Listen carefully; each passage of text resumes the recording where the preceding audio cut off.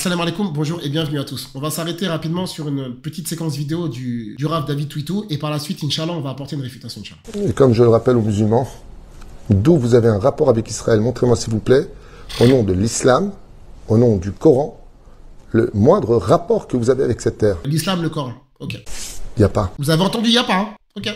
Ah si, il y a un rapport. Lequel, du coup? Il est marqué chez vous dans le Coran que cette terre appartient aux Juifs. Ça, c'est marqué. Très simple. D'abord, à la base, Israël, c'est qui?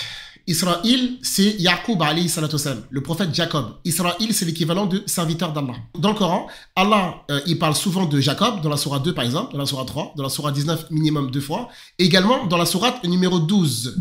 Et, écoutez bien, il nous dit c'est quoi le rapport entre Israël et le Coran. Il y a une sourate tout entière dans le Coran qui parle de Joseph qui est le fils de Jacob.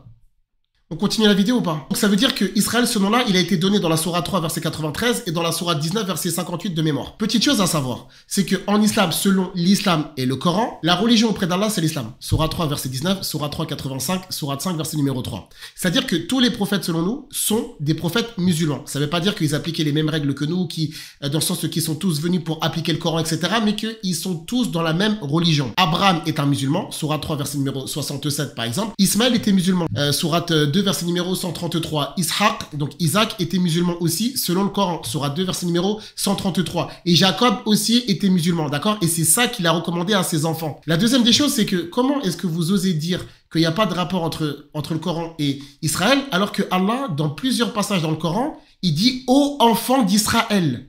Subhanallah. Sourate 2, verset 40. C'est pas très dur, il faut aller dans le verset 40 de la sourate 2. Sourate 2, verset numéro 40. Sourate 2, verset numéro 47. Lorsqu'il a dit que la terre appartenait aux Juifs, c'est qu'il a rien compris au Coran. Mais quand je vous dis rien, c'est rien de chez rien. Dans le texte coranique, dans la sourate 5, verset numéro 21, effectivement, qu'Allah subhanahu wa ta'ala dit que cette terre-là, d'accord, elle avait été prescrite pour les enfants d'Israël. Mais qui sont les enfants d'Israël dans le Coran? On vient de dire justement que Jacob, que la paix divine soit sur lui, était musulman et que justement, c'est ce qu'il a transmis à ses enfants dans la sourate 2, verset numéro 133. Donc, ceux qui ont suivi Moïse au regard du Coran sont musulmans. Sourate 2, verset 62, sourate 5, verset numéro 69, et justement, c'est clairement écrit dans la sourate 10, verset numéro 84. Lorsque nous, on dit que cette terre-là, elle a été prescrite pour les enfants d'Israël, mais nous, ça nous pose aucun problème, c'est écrit dans le Coran. Mais sauf que nous, on dit, et surtout que dans la sourate 5, verset 3, Allah dit « Waladitu lakumul islam adina ». D'accord? Et j'agrée l'islam pour vous comme religion. Dans la sourate 5, verset numéro 3. Effectivement, qu'il y a, comment dire, il y a un lien, notamment avec la terre. Puisque lorsque nous, par exemple, on parle de Salomon, que la paix divine soit sur lui, notamment dans la sourate 27, verset numéro 15. En fait, Salomon, comme son père, sont des prophètes musulmans. Donc ça veut dire que nous, en fait, le temple de Salomon, il a une valeur pour nous. C'est-à-dire que ça soit le premier comme le deuxième temple, c'est des temples qui ont une immense valeur pour nous. Ça veut donc dire que, par exemple, quand on parle du deuxième temple, mais pour nous, Zacharie, d'accord, qui est le père de Jean-Baptiste, il est parti là-bas, il a prié là-bas, etc. Marie a grandi là-bas, Jésus, que la paix divine soit sur lui, priait là-bas. Donc pour nous, bien évidemment qu'il y a une importance. Donc bien évidemment que l'islam est lié avec Jérusalem, de par le texte du Coran. Comment, en fait, n'y aurait-il pas de lien, alors que Allah, dans le Coran, nous dit que Mohammed a voyagé là-bas, dans la sourate numéro 17. Et que dans le texte du Coran, Allah, subhanahu wa ta'ala, dans plusieurs passages, il va nous parler de Pharaon et de sa tyrannie, dans la sourate 2, par exemple, dans le Coran, enfin, comment dire, dans la sourate 2, dans la sourate 7, dans la sourate 14, dans la sourate, par exemple, dans la sourate 44, dans la sourate 20, dans la sourate 26, dans plusieurs passages dans le texte du Coran, de la difficulté des enfants d'Israël, et que ensuite, ils sont partis en direction de la terre sacrée. Mais ça, c'est écrit dans le texte du Coran. Tout comme le refus dont ils ont fait preuve dans la sourate numéro 5, qui est relaté dans la Torah, dans le texte du Deutéronome, chapitre 13 et 14, et aussi rappelé dans le texte du Deutéronome 9. Donc, en fait, quand vous nous dites qu'il n'y a pas de rapport, mais c'est quel livre que vous lisez? Nous, en fait, on n'a aucun problème. Si on dit, par exemple, premier temple, bah oui, mais c'est nos frères qui priaient là-bas, en fait. Parce que nous, en fait, on considère que tous ceux qui ont suivi les prophètes sont nos frères. Donc ceux qui ont suivi David, Salomon, Moïse, Jésus, Jean-Baptiste, etc. Tout ça, c'est nos frères en la foi. Sourate 59, verset numéro 10. Donc nous, on n'a aucun problème. Bien évidemment, nous sommes liés. Puisque Allah, dans le Coran, dans la Sourate 5, verset 48, il nous dit qu'en fait, il a donné à chaque envoyé comment dire, Allah dit qu'il a donné à chacun une législation et un plan à suivre. Mais en fait, la religion était pareille. C'est simplement les lieux, les nécessités, les besoins, les événements, etc. Toutes ces choses-là qui étaient différents et que, effectivement, en fonction de la nécessité, eh ben, Allah subhanahu wa ta'ala, eh ben, il a ajusté la législation en fonction des peuples, des besoins, de l'époque, etc. Tout simplement. Mais pour nous, le temple de Jérusalem, c'est une grande mosquée sacrée. Puisque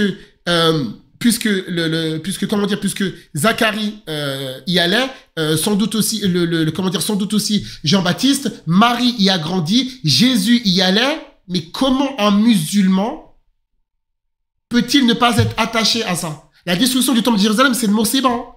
La destruction du temple de Jérusalem en 70, c'est une catastrophe. D'accord, ce qui se passe dans la sourate numéro 17. Mais pourquoi? C'est à cause de la transgression. Sourate 6, verset numéro 129. Comme ça, on est au clair par rapport à ça. Le fait de dire que dans le Coran, ça vous appartient, c'est faux. De plus, dans la Torah, pour citer la Torah, dans le texte de Deutéronome, chapitre 9, pourquoi est-ce que les enfants d'Israël rentrent-ils en terre sacrée? Est-ce que c'est pour leur mérite, leur justice? Non, c'est parce que la Torah dit. La Torah, elle dit bien à plusieurs reprises que si les enfants d'Israël rentrent en terre sacrée, c'est pas à cause de leur justice, c'est mentionné plusieurs fois. Mais pour deux choses. Un, parce que c'est à cause de la méchanceté de ses anciens occupants, et parce qu'il y avait une promesse qui avait été donnée. Parce que quand on prend le Deutéronome 9, il est dit que l'obtention de la terre n'a rien à voir avec leur justice. Parce que c'est un peuple, d'accord, qui a été qualifié selon le texte comme étant un peuple rebelle. Dans le texte de Deutéronome 9, dans le texte de Deutéronome 31, et aussi dans le texte de Exode chapitre numéro 32. Du coup, donc ça veut dire que vous avez vu, c'est très simple, c'est très court, mais il y a énormément d'erreurs. C'est pour ça, les frères, quand il y a quelqu'un qui parle sur les réseaux, faut pas laisser couler des vidéos comme ça. Écoutez comme ça pendant 5, 10, 15 minutes, après vous allez prendre des ambiguïtés, vous allez avoir des zones d'ombre, vous allez dire, mais attends, mais c'est vrai que ça a l'air de se tenir. Là, il a parlé quoi, 10 secondes? En 10 secondes, il y a énormément d'erreurs. Donc le fait de dire qu'il n'y a pas de lien, c'est faux. Et le fait de dire que le Coran dit que la terre vous appartient, c'est faux. C'est pas vrai. Le fait de dire que ça vous appartient à vous, c'est faux. C'est pas ce que le Coran dit. Et j'ai même envie de vous dire, c'est pas ce que la Torah dit non plus. Parce que l'obtention de la terre sacrée, elle est sous condition. Si on prend le texte du Deutéronome 28, dans Deutéronome 28, il y a deux cas. La bénédiction et la malédiction. Et dans le chapitre 28 du Deutéronome, il y a plus de malédiction que de bénédiction. Donc le fait de dire que le Coran dit que c'est à nous, donc en gros, taisez-vous parce que c'est écrit, j'ai envie de vous dire. Du coup, j'espère que cette vidéo, Inch'Allah, vous aura été utile, profitable et bénéfique. On se donne rendez-vous, Inch'Allah, pour la prochaine, pour la suivante. Barakallahu fikum. Wassalamu alaikum.